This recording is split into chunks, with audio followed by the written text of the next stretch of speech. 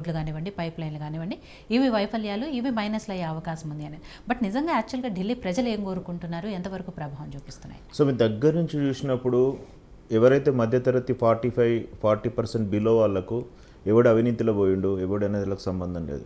నేను ఇక్కడ బస్సు ఎక్కి కూలీకి పోతున్నాను, ఆడక్కడ రోడ్ లేకపోతే రోడ్డు మీద నడుచుకుంటూ పోతాడు, 2 కిలోమీటర్లు 3 కిలోమీటర్లు.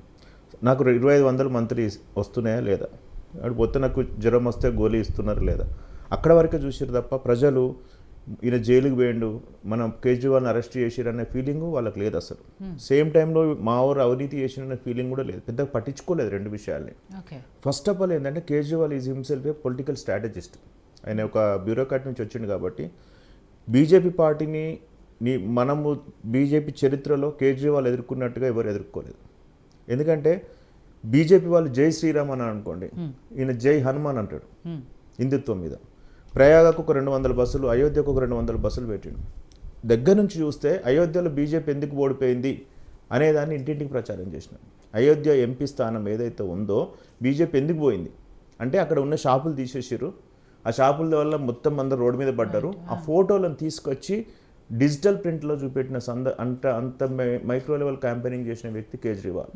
సో కేజ్రీవాల్ని అటాక్ చేయాలంటే బీజేపీ వాళ్ళ దగ్గర వేరే ఒక అస్త్రం లేదు, ఒకటే ఒక అస్త్రం మోడీ హిమ్సెల్ఫ్ వస్తే 2 ఫొటోస్ వస్తాయి, ఒకటి కేజ్రీవాల్ ఫోటో, ఇంకొకటి మోడీ ఫోటో.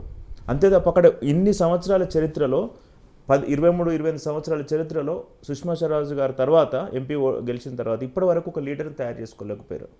ఇప్పుడు అమిత్ షా లాంటి లీడరు, నడ్డా లాంటి గారి లీడర్ ఉన్నారు కదా, ఢిల్లీకి ఈయన ఎంబ్లం. ఇప్పుడు ఎవరిని ముఖ్యమంత్రి ఇన్ కేస్ ఆఫ్ ఒక రిజల్ట్ వచ్చి గెలిస్తే ముఖ్యమంత్రిని పెట్టే పరిస్థితి లేదు అక్కడ. అంటే హోల్ అండ్ సోల్గా మోడీ గారే ఉన్నారు. ఇంకొక విషయం ఏంటంటే చూస్తారు, అక్కడ మొత్తం అడ్మినిస్ట్రేషన్ అంతా కూడా సెంట్రల్లో ఉంటుంది. లెఫ్టినెంట్ గవర్నర్ కూడా చాలా చికాకు చేయించండి ఇతను మొన్న జైల్లో ఉన్నప్పుడు ఫ్లాగ్ హోస్టింగ్ ఎవరైతే మన గవర్నమెంట్ ప్రపోజ్ చేస్తుందో వాళ్ళతో చేయించాలి. లెఫ్టినెంట్ గవర్నర్ ఏం చేసిందంటే క్యాజువల్గా తీసేసి కైలాష్ గెహ్లోట్ అతనితో చేయించినాడు, అతన్ని వాళ్ళు బీజేపీలో చేయించుకున్నారు. అంటే ఎన్ని రకాల పొలిటికల్ స్ట్రాటజీస్ అప్లై చేయాలనో కేజ్రీవాల్ మీద అప్లై చేసినారు. ఇక్కడ కేజ్రీవాల్ గారికి జీవన్ మరణ సమస్య, బీజేపీ పోయేది ఏం లేదు. ఎందుకంటే కేజ్రీవాల్ గారు కనుక ఎలక్షన్ గెలిస్తే అక్కడ పంజాబ్ను టచ్ చేయలేరు. ఇప్పుడు సార్ చెప్పినట్టు గుజరాత్, రాజస్థాన్, రేపు ఉత్తరప్రదేశ్ ఎలక్షన్స్ వస్తున్నాయి, బీహార్ ఎలక్షన్స్ వస్తున్నాయి. ఒకవేళ ప్రత్యక్షంగా నిలబడకపోయినా ఇండియా కుటుంబంలో ఉన్న పార్టీలు ఎవరైతే ఉన్నారో గెలవడానికి తన శక్తులు ఆలోచనలు ఇస్తాడు. సో ఎప్పటికి కూడా ఇది చాలా ప్రాబ్లం అవుతుంది అనే విషయం బీజేపీ పార్టీ స్ట్రాంగ్గా గ్రహించింది.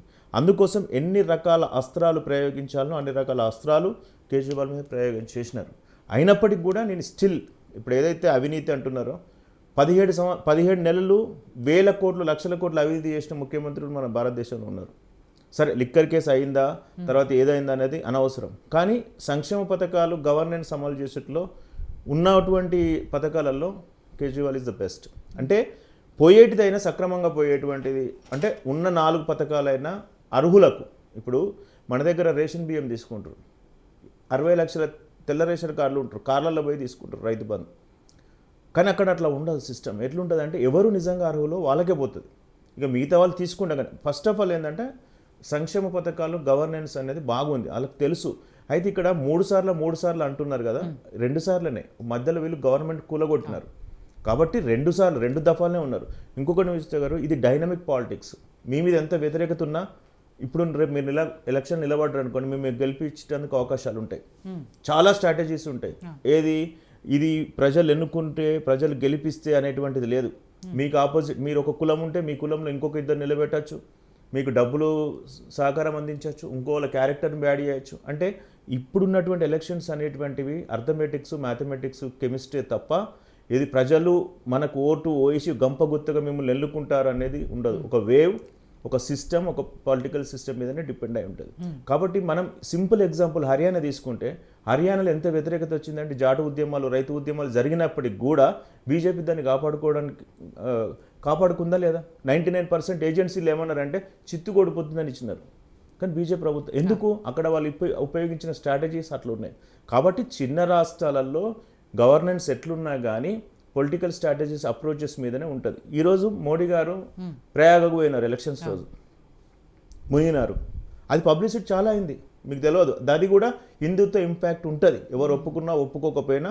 మేము ఒక స్ట్రాటజిస్ట్గా అనలిస్ట్గా మేము చూసేది ఏంటంటే ఓటు ఎటు నుంచి ఎటు ట్రాన్స్ఫర్ అవుతుందంటే డెఫినెట్గా కొంతమంది ఉంటారు, అరే ఈరోజు ప్రయాగలో మోడీ గారు మునిగినారు అనేది. బడ్జెట్ ఈ ఎలక్షన్స్ టైంలో వచ్చింది కదా, ఆ బడ్జెట్లో పెట్టేది ఎవరు? సెంట్రల్ గవర్నమెంట్ కదా. డెఫినెట్గా దాని మీద ఉంటుంది ఎంతో కొంత. ఢిల్లీలో మెట్రోపాలిటన్ మనకు అక్కడ 3 పూర్వాంచల్ ఉంటారు, పక్కకు ఉత్తరప్రదేశ్ ఉంటారు, బీహార్ ఉంటారు, పంజాబ్ ఉంటారు, పూర్వాంచల్, ఇట్లాంటి అన్ని ఓట్లు ఉంటాయి.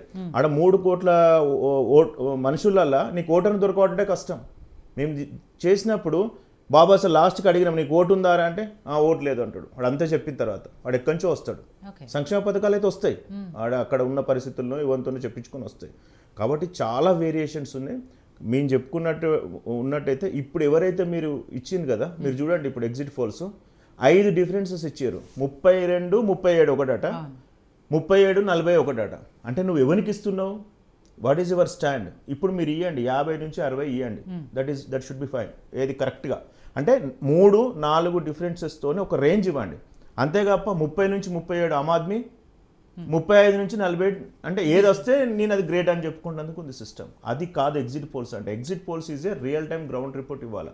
ఏ ఓటు ఎంత ఉంది, ఎవరు ఎక్కడ ఉంది, ఇవాళ సాయంత్రం వరకు కూడా ఎందుకు ఓటు అటు పోయిందని చెప్పడానికి జస్టిఫికేషన్ ఉన్నప్పుడే that is the real political strategy. అంతే తప్ప నెంబర్లు వేసి ఏదో గాలిలో కొట్టేసి అయిపోయింది నేను చెప్పింది వచ్చిందంటే కుదరదు. మీరు ఎగ్జిట్ పోల్ కరెక్ట్గా చూస్తే, నేను ఇప్పుడు చూసినాను సార్ మాట్లాడుతుంటే, ఒక 4 కంపెనీలు 2 దిక్కులు ఇచ్చేసినారు. అది ఎగ్జిట్ పోల్స్ అనను నేను.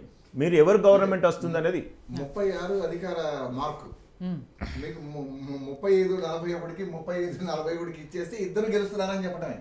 కాబట్టి నేను కన్క్లూజన్ చేసే ముందు ఒకటి ఏంటంటే అండి, సో ఇది జీవన్ మరణ సమస్య కేజ్రీవాల్ గారికి. రేపు బీహార్ ఎలక్షన్స్ ఉన్నాయి. ఇండియా ఇప్పుడు ఏదైతే కాంగ్రెస్ గవర్నమెంట్ అధిక ఓట్లు చీల్చి కేజ్రీవాల్ టార్గెట్ చేసిందో ఆ డెఫినెట్ ఇండియాకు పెద్ద మూల్యం చెల్లించుకోవాల్సి వస్తుంది.